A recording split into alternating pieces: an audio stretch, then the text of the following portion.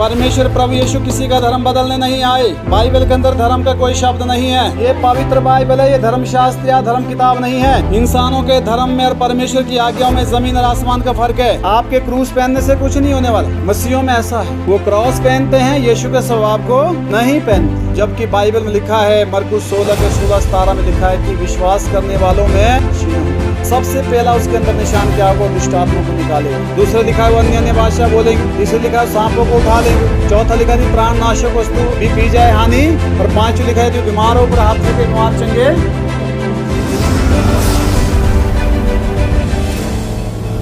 जो यरूशलेम से आए थे उनके पास इकट्ठे हुए। लिखा है तब फरीसी और शास्त्री जो उनके पास आए तो यीशु मसीह के पास इकट्ठे हो गए।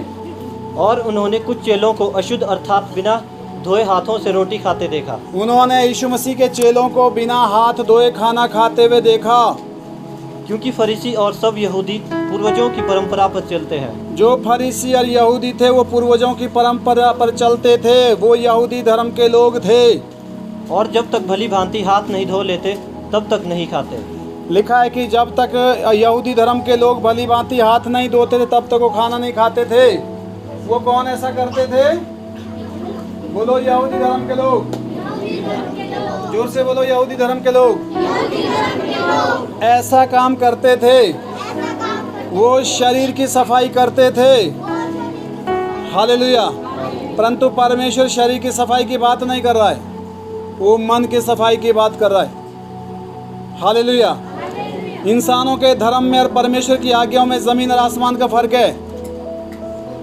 परमेश्वर प्रभु यीशु किसी का धर्म बदलने नहीं आए, क्योंकि यीशु मसीह ने कभी धर्म को बनाया ही नहीं।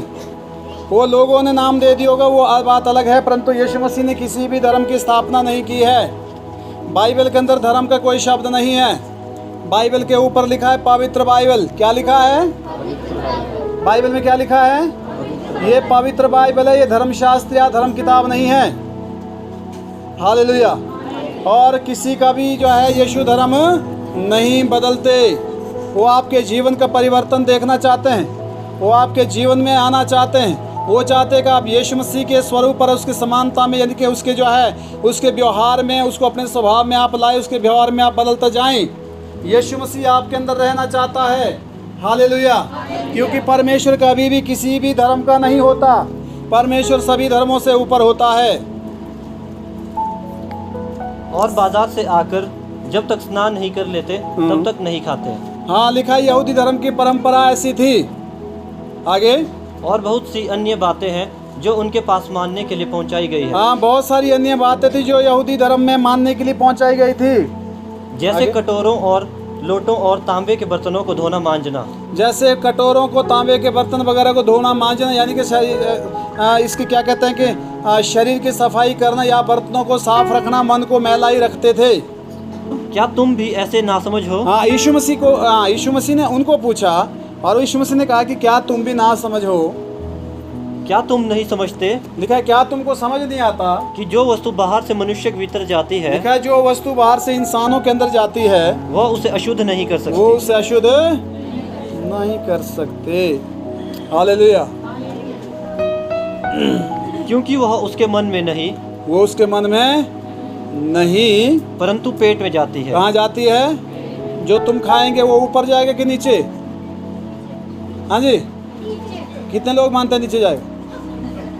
किसी के ऊपर तो नहीं जाएगा अंदर से। हालेलुया।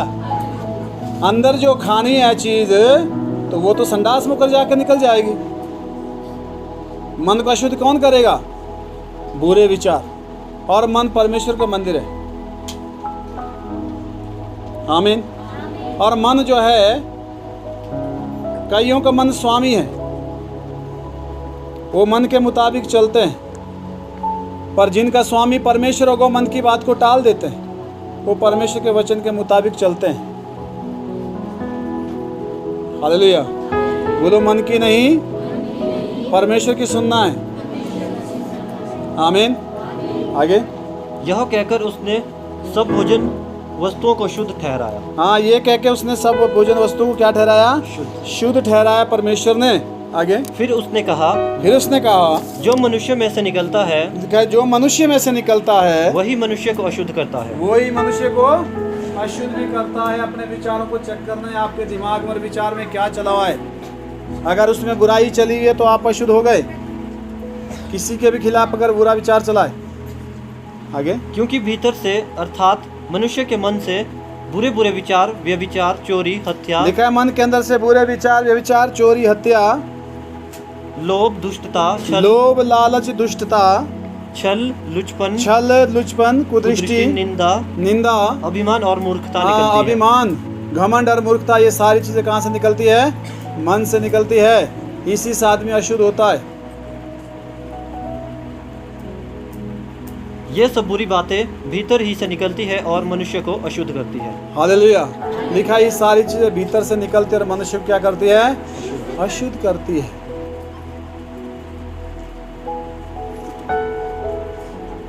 हालेलुया। कुलुस्सियों 2 अध्याय 8 से 10 वचन पढ़ेंगे। चौकस रहो कि कोई तुम्हें उस तत्व ज्ञान और व्यर्थ धोखे के द्वारा अपने अहेर न बना ले। हाँ, लिखा है चौकस रहो, कोई भी तुमको उस तत्व ज्ञान के द्वारा, हालेलुया, उस झूठे ज्ञान के द्वारा अपना आहेर न बना ले। यानी कि अपना जो है कोई भी तुमको यूज ना करें। कहने का मतलब ये है, आगे, जो मनुष्य की परंपराओं और संसार की आदि शिक्षा के अनुसार तो है, लिखा है जो मनुष्य की परंपरा और संसार की आदि शिक्षा के अनुसार तो है, पर मसीह के अनुसार नहीं। पर मसीह के अनुसार नहीं है। हालेलुया, जोर से बोलिए।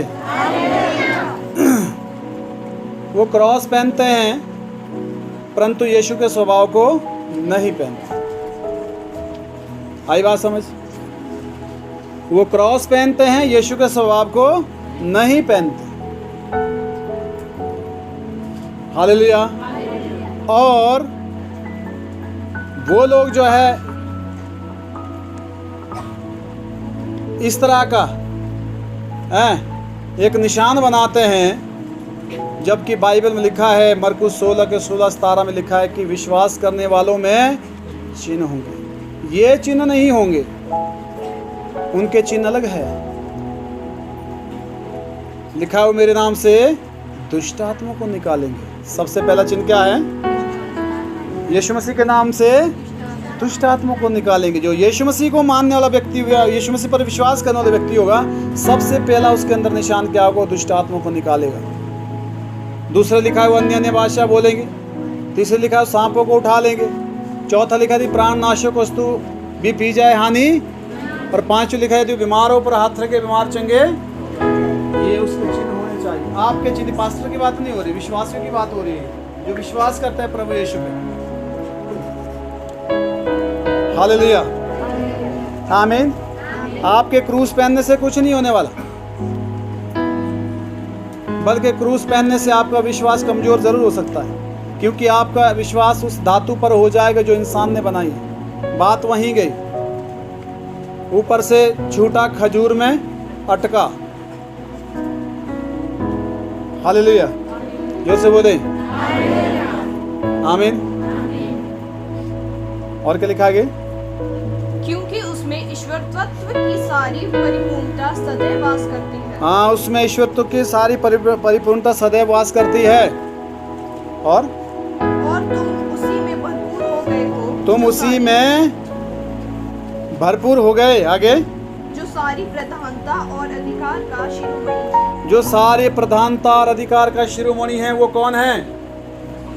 बोलो यीशु मसीह। बोलो यीशु मसीह सारी प्रधानता का शिरोमणि है। आमीन। दिखाओ के लिए धर्म के काम नहीं करने।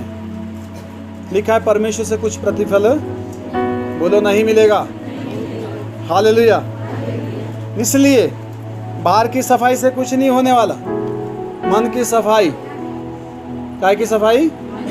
मन की सफाई होना जरूरी है।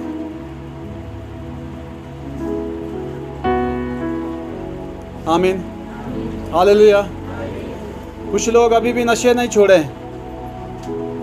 पास्टर से तो वो जो है थोड़ा परहेज करते हैं, परंतु परमेश्वर देख रहा है।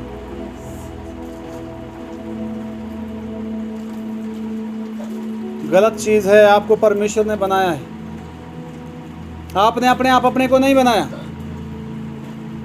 जिसको परमेश्वर ने बनाया है उस देह को आपका नुकसान करने का आपको कोई अधिकार नहीं है, क्योंकि उसको परमेश्वर ने बनाया है।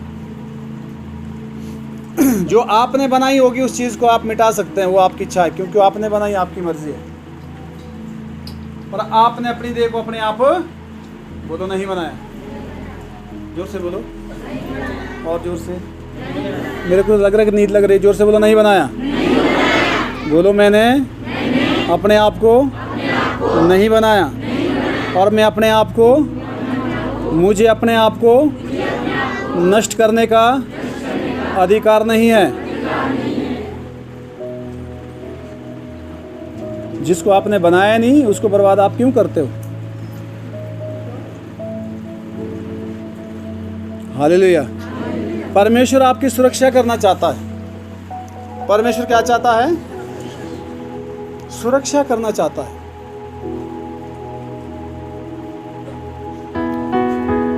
इंसान के द्वारा बनाई गई रीति आपको परमेश्वर की सत्यता से रोक देती है, वहां तक पहुंचने नहीं देती आपको।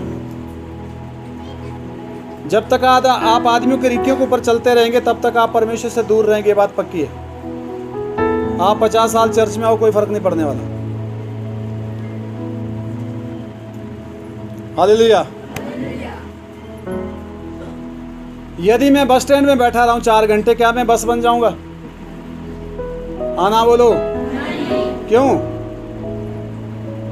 4 घंटे में बस स्टैंड में बैठ के बस क्यों नहीं बन सकता?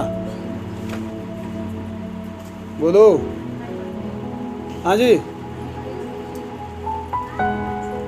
जोर से बोलो।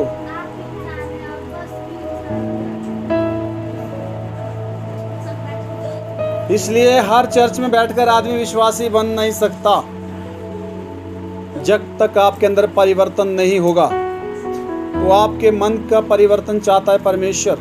बुरी चीज़ों से बाहर निकालने के लिए वो प्रभु को कोशिश करता है, और उसमें आपको तैयार होना पड़ेगा, तभी वो आपको निकाल पाएगा। अगर आपकी तैयारी नहीं तो परमेश्वर आपको ज़बरदस्ती नहीं निकालेगा, क्योंकि आपके पास चुनाव का अधिकार है। इसलिए यदि आप चाहें तो आप बुरी बातों से फिर सकते हैं, आप परमेश्वर का उद्धार प्राप्त कर सकते हैं। हालेलुया। तो हमेशा ये याद रखें कि आपके घर में जो कुछ होता है क्या परमेश्वर के वचन के अनुसार होता है, या तो फिर आदमी की परंपरा या जो है इंसान की बनाई गई विधियों के अनुसार होता है।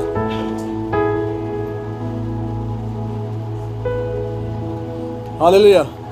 हाँ, हो सकता है कि उसमें कईयों को जो है दुख हो सकता है। क्या हो सकता है? दुख हो सकता है।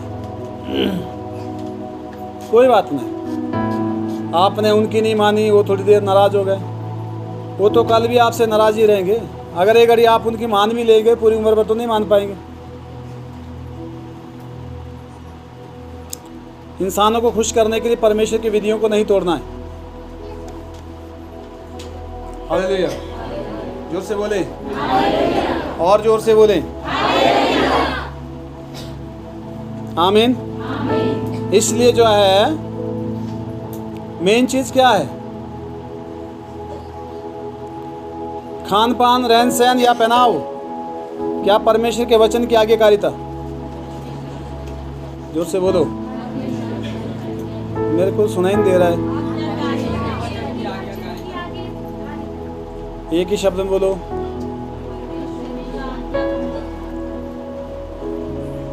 पाप क्या है?